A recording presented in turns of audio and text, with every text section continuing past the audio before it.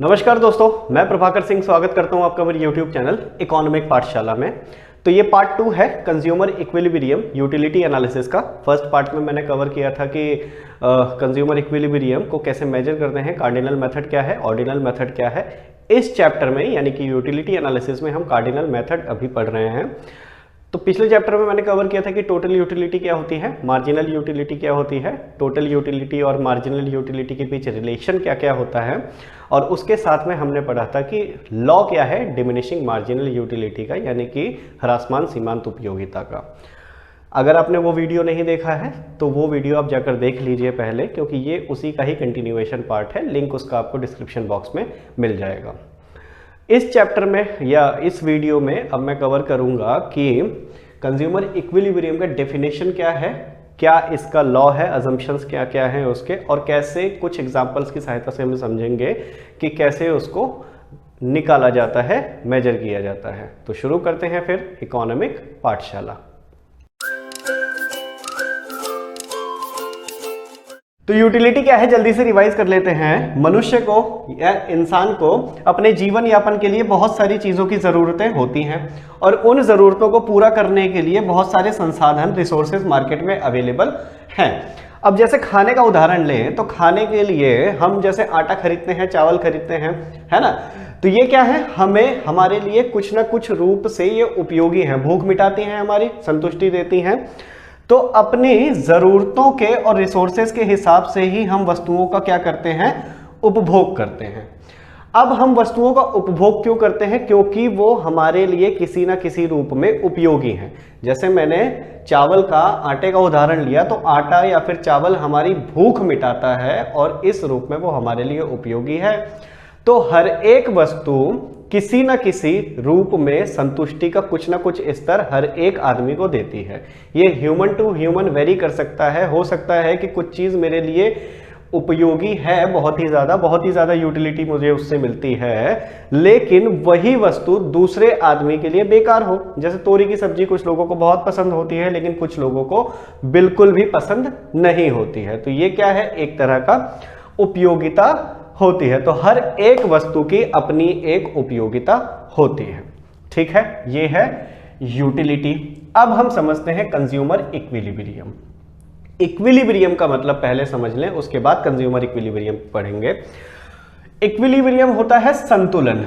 संतुलन का मतलब है, जैसे ये मार्कर दोनों तरफ बराबर है, तो ये क्या है, संतुलन है, चीज गिरेगी नहीं इधर उधर। कंज्यूमर इक्विलिब्रियम की सिचुएशन में जो मतलब निकलता है अर्थशास्त्र में, वो है अधिकतम संतुष्टि। जिस भी स्तर पर उपभोक्ता को संतुष्टि अधिकतम हो जाएगी, वो स्थिति उसके लिए क्या होती है, इक्विलिब्रियम की संतुलन। या सीधे शब्दों में कहें कि कंज्यूमर किसी भी चीज को कंजप्ट करता है, उपभोग करता है, और उसका उपभोग करने के बाद उसको ऐसा लगता है कि यार मजा आ गया। आप अपना ही उदाहरण लो तो कुछ भी चीज आपको खाने की पसंद है, खेलने की पसंद है, और आप उसको कंजप्ट करते हो, तो कंजप्ट करने के बाद बहुत ही आनंद आ जाता है ना। खाने की कोई भी चीज, जैसे सब्जी, मटर पनीर आपको पसंद है बहुत ही ज्यादा, उदाहरण ले लेता हूं मैं। तो मटर पनीर की सब्जी अगर रात को खाने में बन जाए तो आपको उसे खा के आनंद आ जाता है एकदम। वो वाली सिचुएशन आपके लिए क्या है, इक्विलिब्रियम है। आप उस समय संतुलन वाली स्थिति में रहोगे, या फिर आप स्वयं के बारे में, खुद के बारे में ये कह सकते हो कि हाँ, कंज्यूमर यानी कि मैं आज इक्विलिब्रियम वाली सिचुएशन में हूं, ठीक है। तो जहां पर भी कंज्यूमर किसी भी चीज का यूज करके मैक्सिमम सेटिस्फेक्शन पा लेता है, उस वाली सिचुएशन को कहते हैं कंज्यूमर इक्विलिब्रियम हो। अब ये तो हो गई सीधे शब्दों में। इक्विलिब्रियम पाने के लिए दो और कंडीशन है। अब जैसे एक उदाहरण लूं कि आपको कार खरीद के बहुत ही ज्यादा मजा आ जाएगा कि कार में घूमेंगे भाई, धूप नहीं लगेगी, बारिश नहीं लगेगी, एसी में घूमेंगे, तो कार का यूज करके आपको मैक्सिमम सेटिस्फेक्शन मिल जाएगा। लेकिन कार खरीदने के लिए और भी बहुत सारी कंडीशंस हैं, चीजें हैं। क्या है वो, जैसे पैसा होना चाहिए आपके पास सबसे पहले तो, है ना, और उसके साथ साथ बाजार की कीमत जिस रेट पर आप लेने गए हो, वो रेट भी उसके हिसाब से होना चाहिए। डिमांड वाला चैप्टर अगर आपको याद हो, तो हमारी डिमांड कब होती है, जब हमारे पास इच्छा शक्ति भी हो और पैसा भी हो, और उसके साथ साथ बाजार कीमत पर हम खरीदने के लिए उसको तैयार भी हैं, तभी हमारी कोई भी डिमांड कन्वर्ट होती है, नहीं तो वो हमारी इच्छा ही रह जाती, डिजायर रह जाती है। तो यहां पर भी कंज्यूमर इक्विलिब्रियम में उस सिचुएशन में आएगा जब इनकम, जो भी चीज वो खरीदना चाह रहा है उसके हिसाब से उसकी इनकम भी हो, और जो मार्केट में प्राइस है, बाजार कीमत जो है उसके जो वो सोच रहा है कि हाँ ये कीमत होगी तो मैं खरीद लूंगा जाकर, वो कीमत भी बाजार में होनी चाहिए, तो तभी तो वो उसका कंजप्ट करेगा, वरना तो वो कंजप्ट करेगा कहाँ? जब तक कंजप्ट नहीं करेगा तब तक उसको मैक्सिमम सेटिस्फेक्शन मिलेगा नहीं। तो ये 2-3 चीजें हैं जो पूरी होने के बाद हम ये कह सकते हैं कि कंज्यूमर होगा उस सिचुएशन में, किस सिचुएशन में? इक्विलिब्रियम, संतुलन वाली स्थिति में।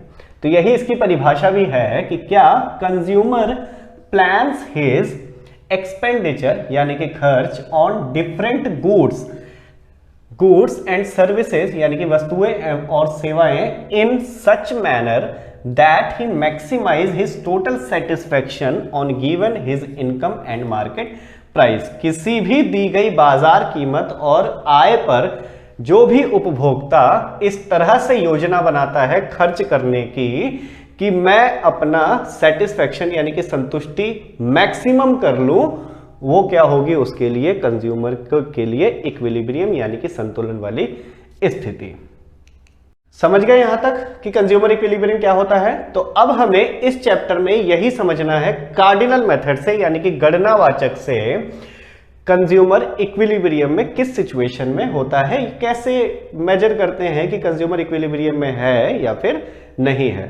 एक चीज याद रखना कि इस चैप्टर में यानी कि यूटिलिटी एनालिसिस में हमने ये मान लिया है, अज्यूम कर लिया है कि हम यूटिलिटी को नंबर्स में मेजर कर सकते हैं, है ना। हालांकि प्रैक्टिकली ऐसा कर पाना बहुत ही मुश्किल काम है। आप ये नहीं कह पाओगे कि मुझे चॉकलेट से 10 यूटिलिटी मिलती है और बैंगन के भरते से 5 यूटिलिटी मिलती है तो मैं चॉकलेट खाऊंगा, ठीक है। लेकिन यहाँ इस चैप्टर में समझाने के लिए अज्यूम किया गया है कि हम यूटिलिटी को गणनावाचक या फिर नंबर्स में मेजर कर सकते हैं।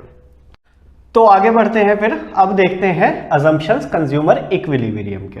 क्या है अजम्पशन? कि रैशनल होना चाहिए कंज्यूमर, उपभोक्ता रैशनल होना चाहिए।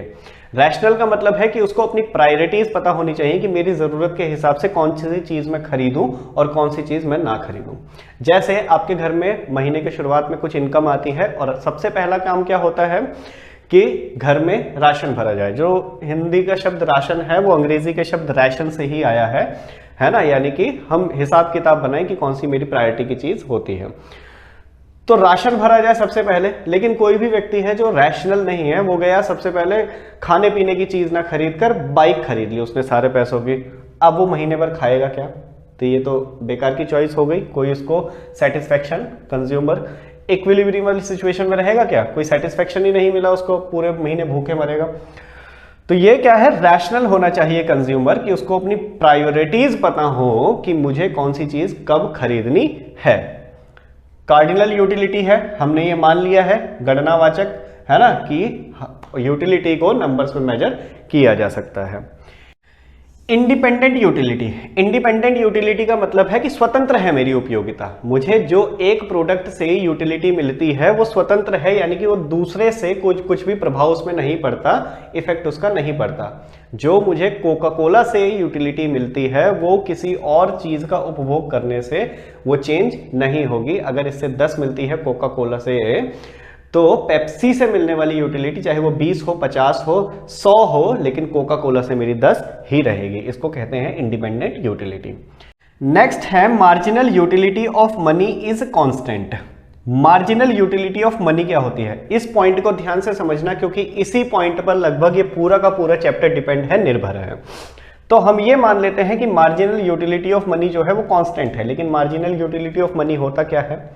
इसको इंडिकेट करते हैं MU से, MU for marginal utility and M for money, मुद्रा की सीमांत उपयोगिता। क्या है ये कि 1 रुपया खर्च करके कंज्यूमर कुछ ना कुछ कॉम्बिनेशन बनाता है, अपने सामान खरीद लेता है और वो सामान खरीदता है जो उसके लिए उस समय जरूरत की है, या फिर उसको 1 रुपया खर्च करके सबसे ज्यादा मजा लेना है। तो वो इस तरह के कॉम्बिनेशन बनाएगा जिससे कि उसका सेटिस्फेक्शन हो मैक्सिमम, यानी कि संतुलन में आ जाए। तो वो 1 रुपया खर्च करके उसको कुछ ना कुछ उपयोगिता मिलेगी। और इस वाले चैप्टर में हमने अज्यूम किया है कि हम इसको नंबर्स में मेजर कर सकते हैं। तो जितने भी नंबर्स उसको उपयोगिता मिली वो नंबर्स क्या है, मनी का मार्जिनल यूटिलिटी है। उसको हम एक एग्जांपल की सहायता से समझते हैं। मुझे पता है आपके सर के ऊपर से निकल गई होगी ये सारी बात। 1 रुपया है राम के पास। अब राम सेट कॉम्बिनेशन बनाता है कि 1 रुपए में मैं खरीद लूंगा 10 केजी राइस खरीद लूंगा और 5 केजी शुगर खरीद लूंगा। हालांकि इतना सारा सामान आता नहीं है, पर फिर भी अज्यूम करने में क्या जाता है। तो ये दो चीजें वो 1 रुपया खर्च करके खरीद लेता है। क्यों खरीदता है? क्योंकि उसको जरूरत है इस चीज की, और उसको ये लगता है कि इस समय मुझे इसी चीज की जरूरत है, इसी से ही मुझे मैक्सिमम यूटिलिटी मिल सकती है। तो इन दोनों कॉम्बिनेशन से ये भी मान लेता हूं कि इसको 4 यूटिलिटी मिल गई। तो 1 रुपया खर्च करके कितने यूटिलिटी मिल गई उसको? 4 यूटिलिटी मिल गई। तो 1 रुपए की जो सीमांत उपयोगिता हो गई ना, वो हो गई 4, 1 = 4। अब जब भी वो बाजार में जाएगा तो इस कॉम्बिनेशन से कंपेयर करेगा, तुलना करेगा कि क्या 4 से ज्यादा यूटिलिटी मुझे मिल रही है क्या किसी कॉम्बिनेशन में। अगर मिल रही है तो वो वाला सामान खरीदेगा, अगर नहीं मिल रही है तो फिर ये वाला सामान खरीदेगा। आप अपने ऊपर एग्जांपल लेके समझो कि आपको जब भी पैसा मिलता है तो बाजार में इस तरह की चीजों के चुनाव करते हो, चॉइस करते हो, जिससे आपको मजा आने वाला है। अगर आपको बाजार में चाउमीन ज्यादा पसंद है तो मोमोज जितने भी अच्छे बने हुए हों, आप चाउमीन ही हमेशा खाओगे। चाउमीन से तुलना करोगे कि मोमोज खाऊं कि ना खाऊं, आप चाउमीन ही खाओगे। तो यहां पर राम जो है, जब भी उसके पास 1 रुपया आएगा तो वो यही दोनों सामान खरीदेगा, क्योंकि इससे ज्यादा सेटिस्फैक्शन उसको कहीं पर भी नहीं मिल रहा है। और कितना है, नंबर्स में मेजर किया 4, तो 1 रुपए की जो सीमांत उपयोगिता हो गई उसकी 4 हो गई। तो हम कंज्यूमर इक्विलिब्रियम वाली सिचुएशन में ये अज्यूम कर लेते हैं कि मार्जिनल यूटिलिटी जो है मनी का, वो कांस्टेंट रहता है, स्थिर रहता है, चेंज नहीं होता। अगर चेंज होगा तो कंज्यूमर इक्विलिब्रियम में वेरी करता रहेगा, इसीलिए इसको अज्यूम किया गया है कि ये कांस्टेंट रहता है। समझा पा रहा हूं मैं आपको कंज्यूमर इक्विलिब्रियम? अगर नहीं समझा पा रहा हूं तो कमेंट बॉक्स में कमेंट करके आप मुझसे कुछ भी पूछ सकते हैं, ठीक है। तो अगर ये समझ गए हैं तो अब एग्जाम्पल की तरफ बढ़ते हैं। एग्जाम्पल से कुछ आइडेंटिफाई करेंगे कि कंज्यूमर इक्विलिब्रियम निकालते कैसे हैं। तो अब देखो, consumer equilibrium marginal utility analysis की सहायता से तो 2 सिचुएशन हो सकती हैं। या तो कंज्यूमर एक ही गुड यूज कर रहा है, मतलब एक ही चीज खरीद रहा है, या फिर 2 चीजें खरीद रहा हो। When only 1 commodity is used, या फिर व्हेन 2 और मोर कमोडिटीज आर यूज्ड। या तो एक ही चीज खरीद रहा हो, यूज कर रहा हो, या फिर 2 या 2 से अधिक चीजें खरीद रहा हो। तो पहले समझते हैं एक वाला, उसके बाद समझेंगे दूसरा वाला। अब जो परचेज है कमोडिटी का, वो 3 चीजों पर डिपेंड करता है, 3 चीजों पर निर्भर करता है। किसी भी चीज का इन 3 पॉइंट्स पे ही हमेशा डिपेंड करेगा। क्या है? प्राइस क्या है कमोडिटी का। आप जब भी बाजार में कोई भी चीज खरीदने जाते हो तो हर एक वस्तु की एक कीमत अपने हिसाब से सोच के जाते हो कि इतने की मिलेगी तो भाई ले लूंगा, नहीं तो नहीं लूंगा।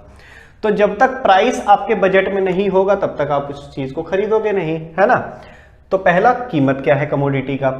दूसरा मार्जिनल और टोटल यूटिलिटी क्या है कमोडिटी का। अब किसी भी वस्तु की मार्जिनल यूटिलिटी अगर आपके लिए 0 हो चुकी है, आप किसी भी चीज से मन भर चुका है आपका, तो वो चीज तो आप कभी नहीं खरीदोगे, है ना। तो मार्जिनल यूटिलिटी और टोटल यूटिलिटी पे भी डिपेंड करता है। और तीसरा सबसे मेन पॉइंट है क्या कि MU यानी कि मार्जिनल यूटिलिटी ऑफ मनी क्या चल रहा है, उसका MUM क्या है। इसको समझने के लिए हम एक एग्जाम्पल समझते हैं। अब इस एग्जाम्पल में हमें यह निकालना है कि कंज्यूमर किस सिचुएशन तक स्थिति तक इक्विलिब्रियम में, संतुलन में रहेगा, या फिर किस पॉइंट तक कंज्यूमर चीज खरीदेगा। तो एग्जाम्पल है कि किसी भी वस्तु की कीमत जो है वो 4 रुपए है और जो मार्जिनल यूटिलिटी ऑफ मनी है वो 4 है, यानी कि 1 रुपया खर्च करके उसको 4 यूटिलिटी मिलती है, ठीक है। तो ये टेबल है। टेबल हमें क्या बता रहा है कि यूनिट्स 1 2 3 4 5 6 जब वो कंज्यूम करता है तो मार्जिनल यूटिलिटी एक्स गुड मान लेते हैं इसको, तो एक्स गुड का जो मार्जिनल यूटिलिटी है वो 20 18 16 8 0 5 यानी कि लगातार कम होता रहता है। ये हम law of diminishing marginal utility में पढ़ चुके हैं, समझ चुके हैं कि ये लगातार कम क्यों होता है, ठीक है। तो ये मार्जिनल यूटिलिटी उसको मिल रही है हर एक यूनिट के कंजप्शन के साथ, और ये मार्जिनल यूटिलिटी ऑफ मनी है जो कि है 4। अब कंज्यूमर इक्विलिब्रियम निकालने के लिए फॉर्मूला है एक, वो क्या फॉर्मूला है, वो है ये कि marginal utility of x good, यानी कि जिस भी वस्तु का मार्जिनल यूटिलिटी और प्राइस ऑफ एक्स गुड, उस वस्तु की कीमत क्या है, उसको डिवाइड कर देंगे आपस में। ये जब तक बराबर रहेगा मार्जिनल यूटिलिटी ऑफ मनी के, तब तक कंज्यूमर रहेगा इक्विलिब्रियम में। जब ये बराबर नहीं होगा तब ये क्या हो जाएगा, इक्विलिब्रियम से हट जाएगा। बराबर के साथ साथ ग्रेटर देन भी लगा सकता हूं मैं यहां पर। मार्जिनल यूटिलिटी ऑफ मनी जो है कम रहना चाहिए मिलने वाली उपयोगिता से, तब तक कंज्यूमर इक्विलिब्रियम या फिर संतुलन वाली स्थिति में रहेगा। जब ये नहीं होगा तो वो संतुलन वाली स्थिति में नहीं रहेगा। कैसे होगा ये, अब ये वाले एग्जांपल से हम समझते हैं। तो यूनिट्स हो गए यहां पर, ये मार्जिनल यूटिलिटी हो गई, सीमांत उपयोगिता हो गई। तो फॉर्मूला क्या है कि marginal utility of x good divided by x good of price. तो प्राइस से इसको डिवाइड कर देंगे सीधे शब्दों में। तो 20 को 4 से डिवाइड कर दिया, प्राइस कितना है 4 है और मार्जिनल यूटिलिटी यहां पर 20 है, तो 20 को 4 से डिवाइड कर दिया, आंसर आया 5। अब मार्जिनल यूटिलिटी ऑफ मनी कितना है 4, तो यहां 4 से ज्यादा है, तो ये वाला बिल्कुल खरीदेगा कंज्यूमर।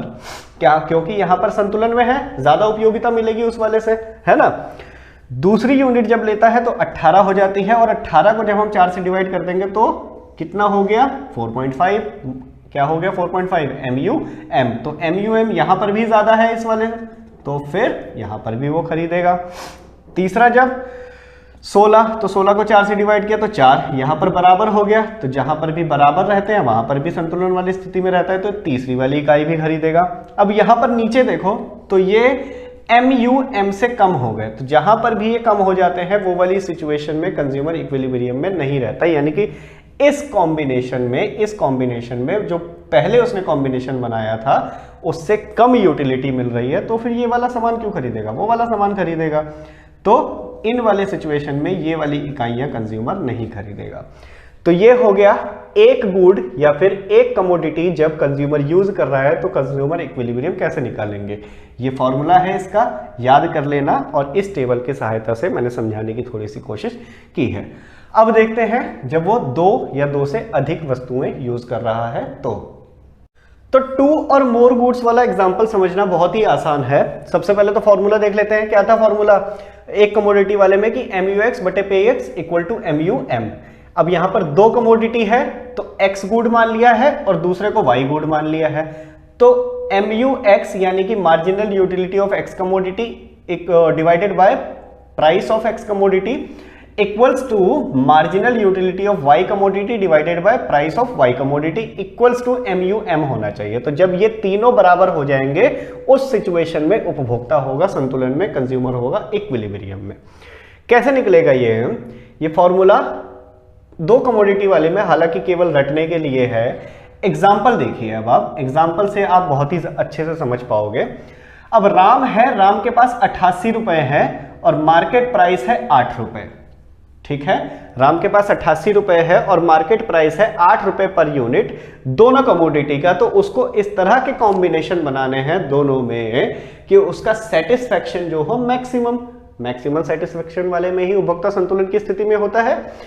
तो उसको इन दोनों कमोडिटी में X कमोडिटी है और Y कमोडिटी है, इन दोनों का ही प्राइस कितना है 8 रुपए पर यूनिट, है ना। तो इस तरह के कॉम्बिनेशन बनाने हैं कि किसकी कितनी यूनिट वो खरीदे कि उसका सेटिस्फैक्शन हो मैक्सिमम। तो कैसे निकालेंगे, बहुत ही आसान तरीका है। 1 unit, 2 unit, 3 unit, 4 unit, 10 unit, 10 unit तक जब वो कंज्यूम करता है X कमोडिटी की, तो उसकी मार्जिनल यूटिलिटी यानी कि सीमांत उपयोगिता इस तरह से लगातार कम होती रहती है। पहली इकाई से मिली 88, दूसरी से 72, तीसरी से 64, 56, 48, 40, 32, 24, 16, 8, इस तरह से लगातार उसकी कम होती रहती है। और जब वो Y कमोडिटी का कंजप्शन करता है तो उसकी जो मिलने वाली सीमांत उपयोगिता है वो इस तरह से कम होती है। पहली से 40 इकाई मिलेगी, दूसरी से 36, तीसरी 24, ऐसे ही 20, 16, 12, 8, 4, 0 और 0। तो ये सीमांत उपयोगिताएं मिल रही हैं उसको। हमें इसमें कुछ नहीं करना केवल कंपैरिजन करना है कि किस सिचुएशन में उसको कहां पर ज्यादा सीमांत उपयोगिता मिल रही है। तो जब वो पहली यूनिट खरीदने जाता है तो सबसे ज्यादा सीमांत उपयोगिता उसको कहां मिल रही है, यहां पर मिल रही है। इससे देखो 88 मिल रही है, इससे 40 मिल रही है, तो कौन सा खरीदेगा, 88 वाला खरीदेगा। तो पहली इकाई उसने खरीद ली एक्स कमोडिटी की, मैं यहां पर एक लिख देता हूं ऐसे। जब दूसरी इकाई खरीदने गया तो यहां पर देखो दूसरी से कितनी मिली उसको 72, और वाई कमोडिटी की कितनी मिल रही है, अभी तक वाई कमोडिटी की उसने एक भी इकाई नहीं खरीदी है, एक भी यूनिट नहीं खरीदी है, तो इससे कितनी मिलेगी, 40 मिलेगी। तो यहां पर 40 मिली है और यहां पर 72 मिली है, तो कौन ज्यादा है, यही ज्यादा है। तो दूसरी यूनिट भी किसकी कंज्यूम करेगा, वो एक्स कमोडिटी की ही कंज्यूम करेगा, तो दूसरी यूनिट भी उसने एक्स कमोडिटी की खरीद ली। अब तीसरी यूनिट खरीदने गया, यहां पर देखो 64 मिली है उसको एक्स कमोडिटी की, और वाई कमोडिटी कितनी मिलेगी, 40 मिलेगी। 40 इसलिए मिलेगी, ध्यान देना, क्योंकि उसने अभी तक वाई कमोडिटी एक भी यूनिट नहीं खरीदे है। तो जब वो पहला यूनिट खरीदने जाएगा तो पहले से तो उसको 40 ही मिलेगा, तो इसीलिए मैं यहां पर 40 से कंपैरिजन इसको कर रहा हूं। तो यहां पर देखो 64 मिल रहा है, यहां पर 40 मिल रहा है, तो कौन सा खरीदेगा, अभी भी वो एक्स कमोडिटी ही खरीदेगा। फोर्थ यूनिट खरीदने गया, यहां पर देखो 56 है, यहां पर 40 है, तो फोर्थ भी वो यही वाला खरीदेगा। फिफ्थ खरीदने गया तो यहां पर देखो 48 है, यहां पर 40 है, तो फिफ्थ भी ये यही खरीदेगा, है ना। अब जब सिक्स्थ खरीदने गया तो यहां पर भी 40 है, यहां पर भी 40 है, दोनों से 40-40 मिल रही है, तो कौन सी खरीदे। अगर उसके पास पैसा खत्म हो गया होता तो वो चूज करता फिर कि कौन सी खरीदूं, लेकिन अभी उसके पास पैसा है तो एक यूनिट इसका खरीद लेता हूं और एक यूनिट इसका खरीद लेता हूं। अब उसने 7 यूनिट खरीद ली। अब जब वो अगली यूनिट खरीदने जाता है तो ये अब फिर इससे मिलने वाली कितनी है उसकी, 32 है, और इससे मिलने वाली 36 है, तो फिर कौन सा यूनिट खरीदेगा, वो ये वाला यूनिट खरीदेगा। अब नेक्स्ट जो है, जब नेक्स्ट यूनिट खरीदने गया तो यहां पर देखो इससे मिलने वाली 32 है, इससे मिलने वाली 24 है, तो कौन सा खरीदेगा, ये वाला खरीदेगा। फिर 10th खरीदने गया तो इससे 24, इससे 24, तो एक यूनिट इसका खरीद लिया, एक यूनिट इसका खरीद लिया। अब उसके पास जो है पैसा हो गया खत्म। 8 रुपए पर यूनिट इसका रेट था, 88 रुपए भाई साहब के पास थे, 88 रुपए उसके पास हो गए खत्म। अब उसके पास सेटिस्फैक्शन वो बहुत ज्यादा मैक्सिमम कर सकता है, इसकी भी यूनिट खरीद लेगा इतनी सारी, तो सेटिस्फैक्शन मैक्सिमम हो जाएगा, लेकिन उसके पास पैसा ही नहीं बचा, उसे तो अपनी दी हुई इनकम पर सेटिस्फैक्शन मैक्सिमम करना है। तो हमारे पास आंसर क्या निकल के आया कि एक्स कमोडिटी की कितनी यूनिट खरीदी उसने, 1 2 3 4 5 6 7 8, एक्स कमोडिटी की 8 यूनिट खरीद लेता है और वाई कमोडिटी की 3 यूनिट खरीद लेता है, तो वो 88 रुपए पर अपना सेटिस्फैक्शन क्या कर लेगा, मैक्सिमम कर लेगा, और इसीलिए कंज्यूमर क्या होगा उस सिचुएशन में, इक्विलिब्रियम वाली सिचुएशन में होगा। ठीक है भैया, समझा पाया हूं मैं आपको। 2 या फिर मोर कमोडिटीज जब वो यूज करता है तो वो कंपेयर करता है कि मुझे किस में ज्यादा यूटिलिटी मिलेगी, ज्यादा मजा आएगा, तो जिसमें भी ज्यादा उसको मजा आता है, जब तक उसके पैसे नहीं खर्च हो जाते तब तक वो उसको खरीदता रहता है। जब सारे पैसे खर्च हो जाते हैं तो फिर शांति से बैठ जाता है। तो 88 रुपए पर राम एक्स कमोडिटी की 8 यूनिट और वाई कमोडिटी की 3 यूनिट्स खरीदकर अपना सेटिस्फैक्शन मैक्सिमम कर लेता है और पहुंच जाता है कंज्यूमर इक्विलिब्रियम में। आप इन सबको जोड़ोगे तो जितना भी आंसर आएगा वो और किसी भी कॉम्बिनेशन से ज्यादा ही रहेगा। आप बनाकर देखना, कोई भी कॉम्बिनेशन आप बनाओगे तो इस कॉम्बिनेशन से कम ही मिलेगा हमेशा। ठीक है, तो ये था कंज्यूमर इक्विलिब्रियम यूटिलिटी एनालिसिस की सहायता से। इसमें हमने ये अज्यूम किया था कि हम यूटिलिटी को कार्डिनल मेथड के द्वारा भी माप सकते हैं, मेजर कर सकते हैं, इसीलिए इन सभी को मैंने नंबर्स की सहायता से ही, एग्जाम्पल से ही समझाने की कोशिश की है। ठीक है, तो ये हो गया कंज्यूमर इक्विलिब्रियम यूटिलिटी एनालिसिस। अब इसका नेक्स्ट चैप्टर है कंज्यूमर इक्विलिब्रियम इंडिफरेंस कर्व, जिसमें ऑर्डिनल मेथड मेजरमेंट किया गया है। तो वो लेकर मैं आऊंगा नेक्स्ट टॉपिक नेक्स्ट वीडियोस में। तो मिलेंगे अब नेक्स्ट वीडियोस में, तब तक ध्यान रखिए अपना। चैनल का यदि आपने सब्सक्राइब नहीं किया है तो कर दीजिए, ताकि लेटेस्ट आने वाले वीडियोस आपको समय पर मिल जाएं और कोई भी वीडियो आपसे मिस ना हो। धन्यवाद।